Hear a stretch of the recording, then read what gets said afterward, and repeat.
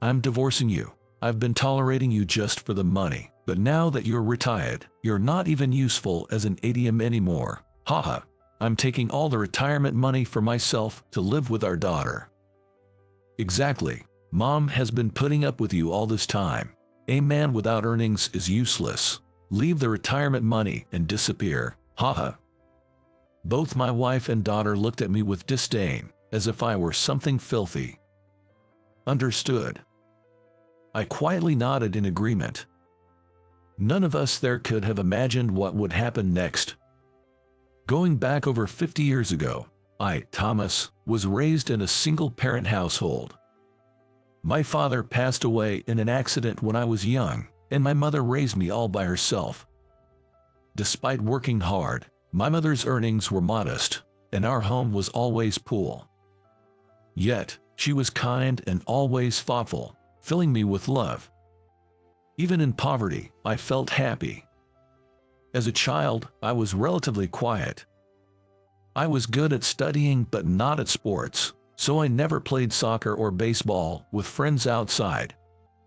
My mother had a period when she was a painter and ran an art class, which influenced me to love drawing the most. I learned to paint from her and became immersed in it, drawing every day. Even without toys or picture books at home, I found joy in drawing. I truly loved painting and wanted to study it more seriously, but I kept these feelings hidden, saying to myself, painting is just a hobby. My mother often encouraged me to study in high school and eventually go to college, but I wanted to ease her burden. So I started working right after graduating from middle school. I got a job at a local manufacturer. Luckily, my potential was recognized, and I secured employment. Being a middle school graduate, I was the youngest there, and initially, learning the ropes was tough. However, perhaps because I was good at studying, I quickly got the hang of things and became proficient at my job. Simultaneously, as the company's performance grew, it became a famous corporation. Before I knew it, my salary had significantly increased. 10 years later, I was earning much more than my peers from middle school. Suddenly, I found myself in my late 20s, now a mid-level employee at the company. It was about time to consider marriage. My mother started asking if I had someone in my life or when I would get married. Although I had dated a few women, I wasn't yet thinking about marriage. Then, a colleague, Kevin, invited me to a group date. There were 4 women and 4 men. The men were just acquaintances, friends of friends. All 4 women were genuinely beautiful, and I was secretly thrilled. However, not being good at conversing and having limited dating experience, I couldn't initiate conversations or approach anyone in particular. Amidst this, one woman showed interest in me. That was Emily, who later became my wife. "What do you do for a living, Thomas?" Emily had fluffy long hair, fair skin, and was more cute than beautiful. Her big eyes sparkled as she smiled and spoke to me, making my heart race. "Oh, I work with Kevin at XX company." "Wow, that's impressive. Working at such a big company." She seemed genuinely interested in my job and kept asking more questions. "Well, when I joined, it wasn't that big, but working there since then is amazing. Is your job tough?" "I guess I'm used to it, and I can leave on time some days, so I think I have quite a bit of free time." "Oh, then you can find time for hobbies or go on dates," Emily said with a chuckle. "If you have time, maybe we could have dinner together sometime," Emily suggested. It seemed like Emily had taken a liking to me. Though it was a 4-to-4 group date, it already felt like 4 pairs of 1-to-1. I spent the entire time talking with Emily, and before I knew it, quite some time had passed. That day, Emily and I exchanged contact information. After that, the group date came to an end. Following that, I took Emily out for dinner several times, just as we had promised. Every time, she wore cute clothes, approached me with her fluffy long hair and big eyes, smiling and talking to me, and I found myself falling more and more for her. Love is indeed blind. I was just happy that such a cute woman was spending time with me. After a while of dating, I proposed to Emily. Her answer was a yes. Things moved quickly, and we got married. A year later, our daughter, Lily, was born. Lily looked just like Emily. When our daughter was born, Emily quit her job to become a full-time homemaker. I agreed with Emily's desire to raise our daughter ourselves rather than sending her to daycare. I thought our happy family life would continue forever. Then, about 10 years later, I suddenly faced a layoff. The company, which had been on an upward trajectory, began to struggle and fell into poor performance after the president changed. The new president, Mr. Smith, was very much focused on educational background, and with the recent poor performance, he conducted a thorough review. People without a higher education were being fired left and right. I was one of them. This was when my life began to fall apart. The day I was laid off, I wondered how to break the news to my family as I headed home. Still, I felt determined to work hard again for my kind wife and adorable daughter. I'm home. Welcome back. I made your favorite dish tonight, mac and cheese. My wife greeted me as warmly as usual. Hi Daddy, I'm hungry, let's eat quickly. Lily greeted me with her cute smile. Mac and cheese, that's great. Lily's hungry too, and I'm starving as well. I never imagined that this normal day would be the end of it all. After finishing dinner, I broached the topic. Emily, I need to talk to you about something today.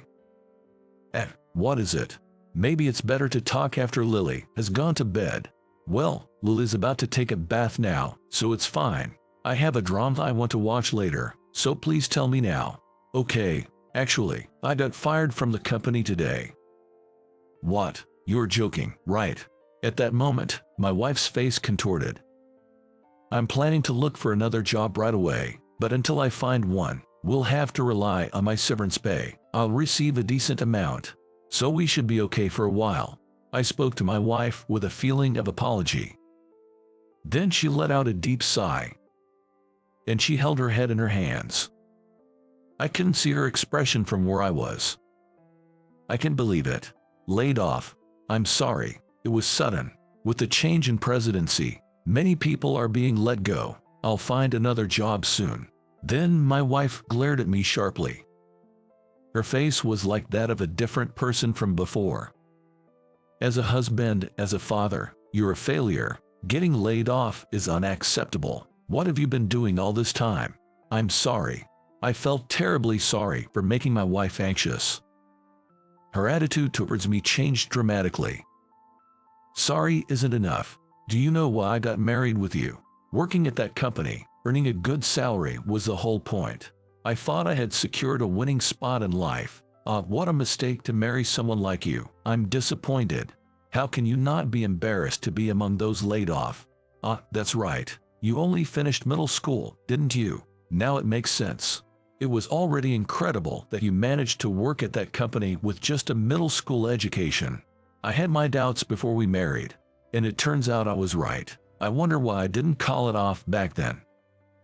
As soon as I heard the words "it's meaningless," I was struck with shock. I couldn't think of anything other than the fact that my wife had been seeing me in such a light all this time. I'm tired of talking to you. Actually, I don't want to talk to you ever again. This is so upsetting. At that moment, our daughter Lily came out of the bath. I'm done with my bath. What's going on? Sensing the tense atmosphere, Lily looked puzzled. Then my wife spoke up. Daddy got fired from his job. I was shocked to hear my wife tell our daughter this way. Lily, in turn, looked flustered, glancing back and forth between me and my wife. What does that mean? I'm still in high school. What about my tuition? What are we going to do? I was thrown off by my daughter's words. My wife responded to her. For now, we have the severance pay, so we should be okay. But if he doesn't find a job soon, you might not be able to go to college. Wait a minute, this is unbelievable. I'll take care of Lily's tuition, and I promise to find a new job soon. Lily glared at me. Then my wife also glared at me. You better find a job quickly. It's unacceptable if I can't go to college because of you. Lily, there's no point in talking about it now. If your dad doesn't find a new job, we'll even struggle with everyday living. For now, we're relying on the severance pay. Lily sighed deeply. Her expression was a mirror image of my wife's. Are you even a father? Being unemployed is just unbelievable. How could you get laid off? My husband here got fired because he's just a middle school graduate. A man without a degree is not needed at the company, I suppose. Lily, make sure you don't marry someone foolish like him. I'm so tired of this. I don't want to be in the same place as him anymore. I'm going to bed. Dad, you only graduated from middle school. That's so stupid. I don't want to breathe the same air as you. Saying this, both my wife and daughter went up to their rooms. I stood there, stunned, as if I had been punched. I couldn't even begin to feel sadness or anger. Have I really done something so terrible? What were all those years with my wife and daughter about? These were the thoughts that haunted me. And from that day on, the attitudes of my wife and daughter changed completely. The next morning, the breakfast that used to be prepared was no longer there. Dinner was prepared, but my wife and daughter had already eaten by the time I got home, so I ate alone. Soon, my shirts were no longer ironed for me. Eventually, my laundry was separated from my wife and daughter's. And since they didn't want to touch my clothes, I started doing my own laundry. Then, because I wasn't earning money, I no longer received an allowance. I was told not to speak, and our conversation ceased completely. Eventually, I was even forbidden from entering the living room when my wife and daughter were there. I lost any sense of what my role or purpose was in my family. A month after being laid off, I found a new job. My previous job title proved to be beneficial, and I was able to secure employment at a company with solid terms. However, it wasn't as large a corporation as the one I had previously worked for, so my salary decreased. Even when I reported my reemployment, upon hearing about the salary, my wife looked displeased and told our daughter, "He's found a new job, but it's with a lower-level company compared to before, so we can't live the way we used to." Lily, too, had a look of dissatisfaction on her face. As my wife pointed out, our standard of living had to be lowered due to the decrease in my income. Previously, we would go on a family vacation abroad once a year and often dined out. My wife, who enjoyed shopping, frequently went out with Lily to buy clothes, shoes, and bags. Now, family vacations and dining out had become things of the past. My wife and daughter would still go out for meals and shopping together, but they no longer came back with as many purchases as before. Even after I got reemployed, I was ignored by both my wife and daughter, living in the same house but as if we were separated within the home. When Lily entered college, their treatment toward me became even harsher.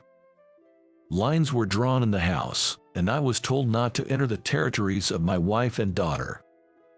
I had to live as inconspicuously as possible to avoid their notice. If they did notice me, they would say terrible things.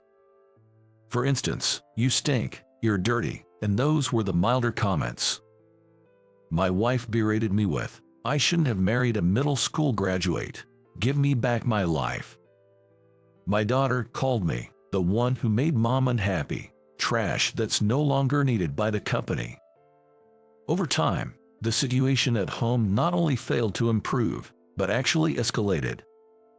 The mental strain became unbearable, and I started to consider divorce. I consulted a lawyer, but without solid evidence, it was difficult to substantiate the claims. Furthermore, since my wife did not work part-time and did the bare minimum household chores as a homemaker, minor verbal abuse was deemed insufficient grounds for divorce. Therefore, I couldn't bring myself to initiate the divorce.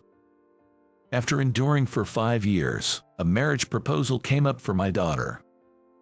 Apparently, she was approached by a man somewhere. This man was reportedly the successor to a company president, essentially a wealthy heir. I had never heard of that company.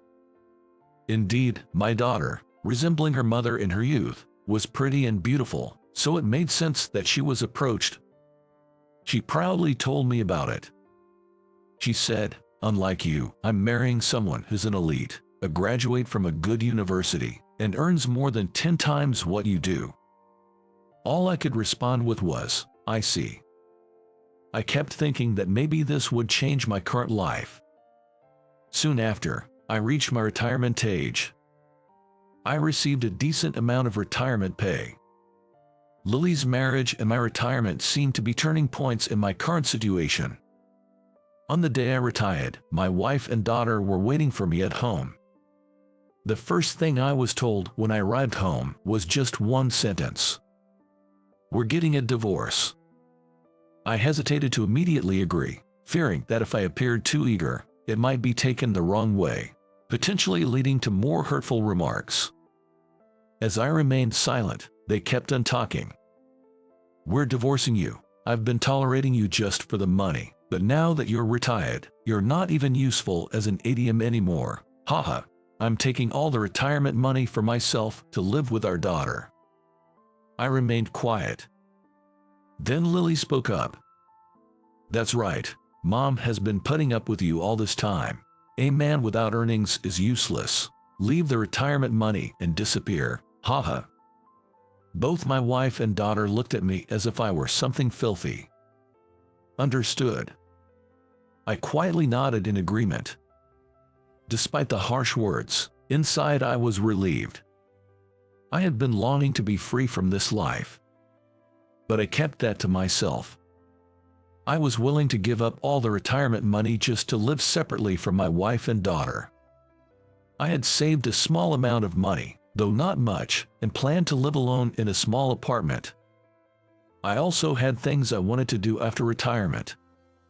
Sometime after the divorce, I unexpectedly received a call from my ex-wife.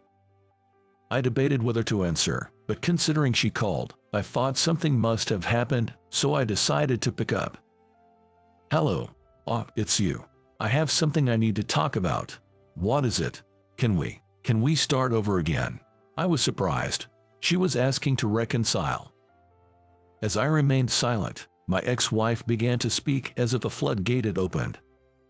"Lily might be getting a divorce. You know, she was supposed to get married around the time you retired. But now, things are complicated. I was planning to move in with Lily, but that's not going to happen now, and the retirement money is gone due to some issues. So Lily is struggling." My ex-wife had been planning to rely on Lily's would-be husband, but with the impending divorce, she had nowhere to go. She continued, "Hey, you're doing well now, right? As the former head of the family and her father, shouldn't you take care of her if she's going through a tough time after her divorce?" She spoke as if it were a matter of course. My ex-wife had heard about my current situation from Kevin, a former colleague at my previous company. I had also heard about this encounter from Kevin. He had run into my ex-wife while out to dinner with his wife. At that time, my ex-wife was boasting about how she did me a favor by divorcing me and that her daughter was about to marry a wealthy heir. Kevin heard this and inadvertently mentioned, "That's good to hear. He's doing great now," referring to me. Kevin, irritated by how happily my ex-wife talked about the divorce and demeaned me, ended up sharing my current situation with her, almost as if to show me official. In reality, I am now highly successful as a painter.